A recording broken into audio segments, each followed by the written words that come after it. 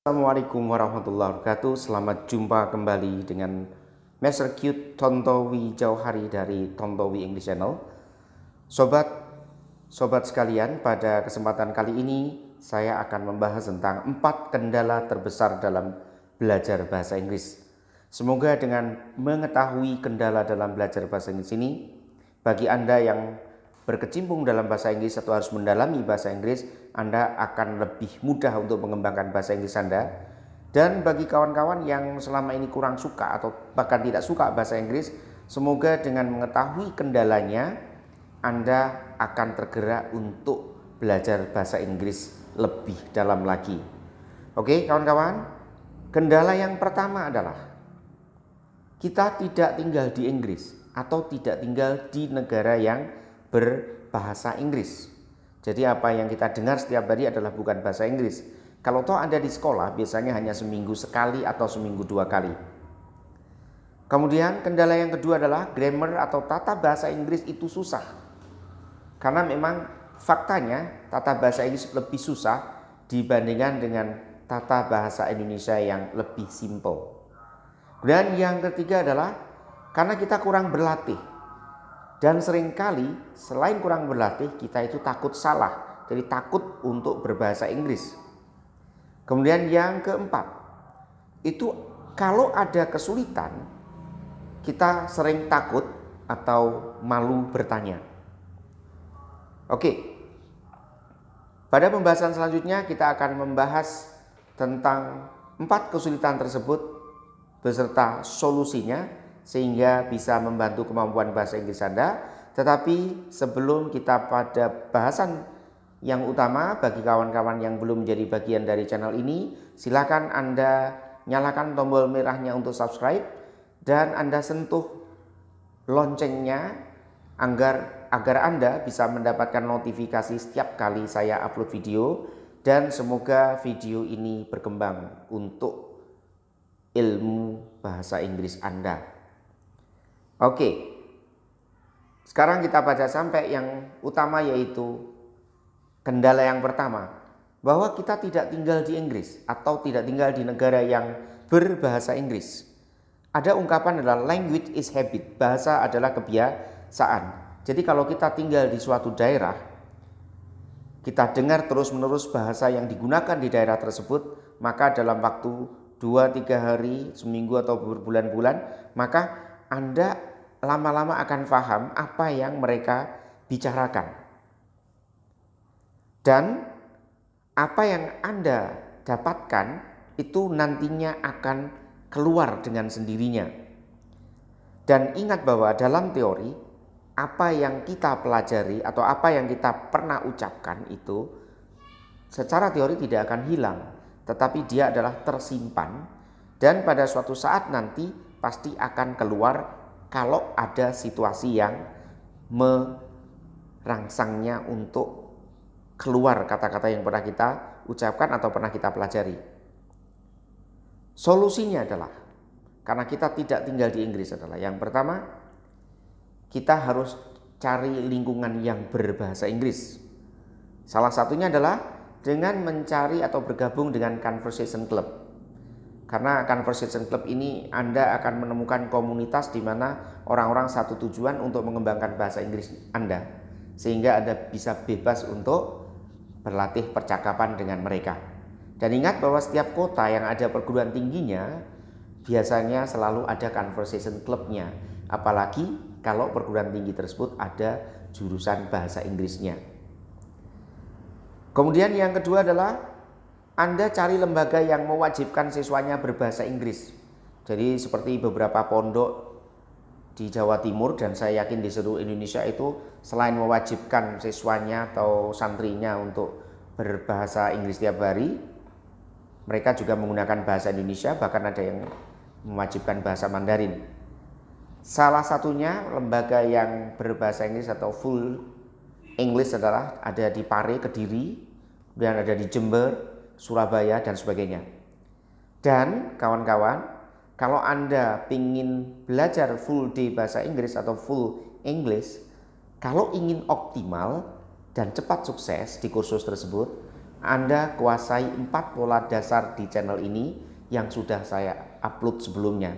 Sehingga dengan menguasai 4 pola dasar itu, Anda berangkat ke kursus tersebut, Anda sudah punya kerangka untuk digunakan untuk percakapan. Kemudian yang kedua adalah berlatihlah berpikir dalam bahasa Inggris. Kita orang Indonesia, jadi pasti berpikirnya pakai bahasa Indonesia. Tetapi sesekali latihlah berpikir dalam bahasa Inggris. Karena dengan berpikir dalam bahasa Inggris itu nanti akan memperkuat bahasa Inggris yang sudah kita pelajari. Sering buat kalimat bahasa Inggris, sering buat dialog dalam bahasa Inggris. Dan jangan lupa baca artikel. Kemudian listening, ini juga penting karena untuk melatih pronunciation Anda bisa listening percakapan atau lagu dan sebagainya. Dan ada yang lebih utama yaitu tanya jawab sendiri. Maksudnya adalah silakan Anda berlatih di depan kaca, Anda tanya pada diri Anda sendiri, kemudian Anda jawab sendiri. Jadi misalnya, what is your name? My name is Tontowi Jawahari. Where do you live? I live in Surabaya, dan sebagainya. Kalau perlu Anda rekam. Dan setelah itu Anda perdengarkan kembali sehingga Anda bisa mengoreksi diri Anda sendiri. Kemudian kendala yang kedua adalah grammar atau tata bahasa Inggris itu susah. Iya, memang grammar tata bahasa Inggris lebih susah dibandingkan grammar bahasa Indonesia. Gambarannya adalah seperti ini. Ketika ada orang Inggris datang ke Indonesia, dalam beberapa hari atau beberapa minggu dia pasti sudah bisa berbahasa Indonesia. Ini jangan dikira karena orang Inggris lebih pintar dari kita, tidak. Ada alasannya. Kenapa? Karena tata bahasa Indonesia dalam percakapan khususnya itu lebih simpel dibandingkan bahasa Inggris. Jadi kalau orang Indonesia ngomong, saya makan setiap hari, saya makan sekarang, saya sudah makan, saya akan makan. Jadi ketika keterangan waktu berubah, kata-kata yang digunakan, kata kerjanya itu tetap. Jadi beda kalau orang Indonesia belajar bahasa Inggris. Jadi orang Inggris datang ke Indonesia pasti lebih cepat berbahasa Indonesia dibandingkan orang Indonesia yang datang ke Inggris. Kenapa? Karena orang Inggris hanya mengumpulkan kosakata sebanyak-banyaknya dan tidak perlu berpikir tentang tata bahasa. Sekarang kita lihat kalau orang Indonesia datang ke Inggris, dia harus bilang begini. Saya makan tiap hari, I eat every day. Saya makan tadi malam, I eat last night. Eat-nya berubah. Saya sudah makan, I have eaten. Saya sedang makan, I am eating. Saya akan makan, I will eat. Bahasa Inggris, ketika keterangan waktunya berubah, kata kerja atau to be-nya juga berubah. Ini kesulitan kita, sehingga itu harus kita selesaikan. Solusinya adalah yang pertama, Anda harus tahu beda kata kerja dan bukan kata kerja dalam bahasa Inggris. Jadi seperti I watch, saya melihat, watch itu kata kerja sehingga tanpa to be. I'm tired, tired bukan kata kerja sehingga harus ada to be. Ketika watch Anda tambahkan am, I am harus berubah menjadi watching. Nah, seperti itu. Kemudian yang kedua adalah kuasai 4 pola dasar. 4 pola dasar, jadi hanya 4 untuk bisa berbahasa Inggris itu. Kalau Anda udah menguasai 4 ini, saya yakin bahasa Inggris Anda akan berkembang dengan cepat. Misalnya, I watch TV, itu biasa. I watch TV tambah ed, itu just now, berarti lampau. Jadi watch tambah ed ketika lampau. I have watched TV, saya sudah. Yang ketiga, saya sedang, jadi I'm watching TV. Kemudian TV was watched yesterday. Jadi TV dilihat, jadi ketika ada was to be ditambah watch V3 itu artinya adalah di. Yang keempat, we should watch TV. Kita seharusnya melihat TV. Jadi Anda tambahkan kata should di antara subjek dan watch-nya. Yang selanjutnya adalah 7 pronoun. Pronoun itu penting. Seringkali kita belajar bahasa Inggris, tapi kita tidak mengetahui pronoun. Saya itu apa? Berubah jadi objek itu apa? Itu yang kita tidak tahu kadang-kadang. Jadi misalnya, mereka suka saya, they like me. Saya suka mereka, I like them. Subjek objek beda. They like my book, mereka suka buku saya. They like mine, mereka suka milik saya. I myself will go to Surabaya misalnya. Jadi ini adalah perubahan-perubahan yang Anda harus pahami. Dan nanti Anda pelajari you misalnya menjadi you, your book dan sebagainya. ada di video ini, Anda cari tentang pronoun. Kemudian yang D, Anda pelajari tenses tanpa nama. Jadi jangan sampai Anda belajar tenses itu present tense itu apa, past tense itu apa, perfect itu apa, tidak usah. Anda yakinkan aja biasa itu seperti apa, lampau seperti apa, sudah bagaimana, sedang bagaimana. Sekarang, jadi kalau saya bilang misalnya I eat every day, I ate last night, I have eaten, I am eating. Perubahan ini yang Anda harus latih dengan 1-2 kata kerja dulu. Nanti setelah paham Anda cari kata kerja lagi, Anda latih lagi. Kemudian yang selanjutnya adalah kuasai word order, kuasai susunan kata. Kita seringkali nyusun kata bingung karena beda dengan bahasa Indonesia. Buku bagus, kita cuma bilang buku bagus, tinggal tambahkan. Tapi ketika orang Inggris bilang dibalik, a good book, jadi ngartikannya dari bahasa Inggris, a good book, sebuah buku yang bagus. A new beautiful house, artinya sudah di belakang, maka menjadi sebuah rumah indah yang baru atau rumah bagus yang baru. Baik, untuk kendala selanjutnya, kendala yang ketiga adalah kita kurang latihan, takut salah. Nah ini, jadi kurang latihan, takut salah lagi. Jadi belajarnya itu kurang disiplin. Jadi jadwalnya tidak tetap dan sebagainya. Solusinya adalah buat jadwal tetap untuk belajar bahasa Inggris. Jadi buat jadwal tetap.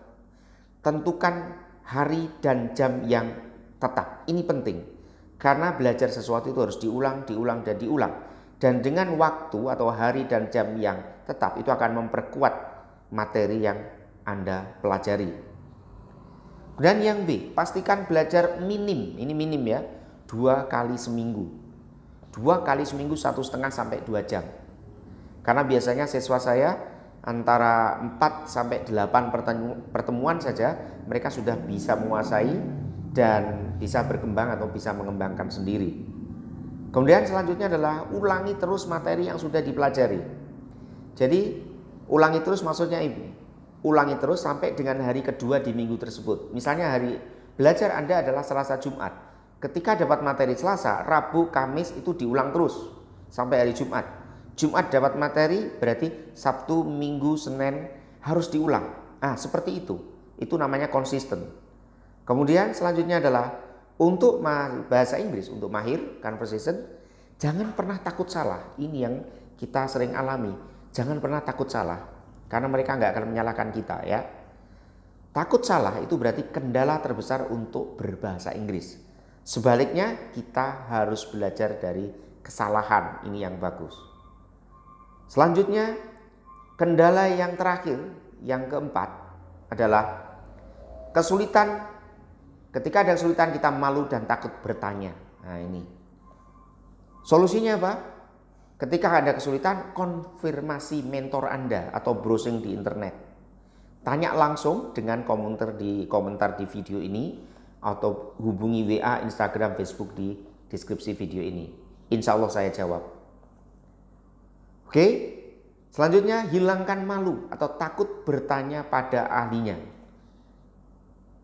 Jadi hilangkan itu malu sama takut bertanya pada ahlinya. Karena malu dan takut salah dalam bahasa Inggris tidak akan membuat Anda sukses. Baik, kawan-kawan, itu adalah 4 kendala terbesar dalam belajar bahasa Inggris. Semoga apa yang saya sampaikan, saya uraikan ini akan membantu penguasaan bahasa Inggris Anda. Terima kasih dari saya dan Assalamualaikum warahmatullahi wabarakatuh.